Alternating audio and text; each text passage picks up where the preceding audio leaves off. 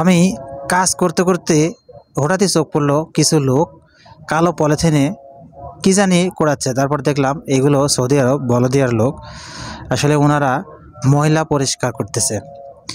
এই লোকগুলো দেখতেছেন, এগুলো কিন্তু প্রতিদিন এভাবেই রোদের ভিতর এই কালো পলিথিনে সমস্ত সৌদিদের বাড়ির আশেপাশ থেকে এই ময়লাগুলো টোকায়, অর্থাৎ কুড়িয়ে পরিষ্কার করে।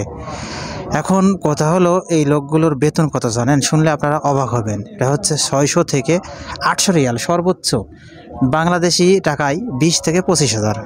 এই কাগজ টোকাতে দেখুন কি পরিমাণ রোদ, বিকাল হয়ে গেছে, তারপরে তারা রেস্ট নিচ্ছে। তো আমি এই বাড়িতে কারেন্টের কাজ করতেছিলাম, এই কাজ করতে করতে হঠাৎই চোখে পড়ে, তো আপনাদের সাথে শেয়ার করার জন্য ভিডিওটি করলাম। তো অবশেষে তাদের ডিউটি শেষ হলে যে গাড়ি আছে, এই গাড়িতে করে নিয়ে চলে যাচ্ছে, আর ময়লাগুলো অন্য ট্রাকে এসে নিয়ে চলে যায়। কথা হচ্ছে যে 6 থেকে 7 লাখ টাকা খরচ করে এই কাজ, তাও আবার বেতন 20 থেকে 25,000। এখন আপনারাই কল্পনা করুন যে এখানে কি হবে সৌদি আরবে এসে।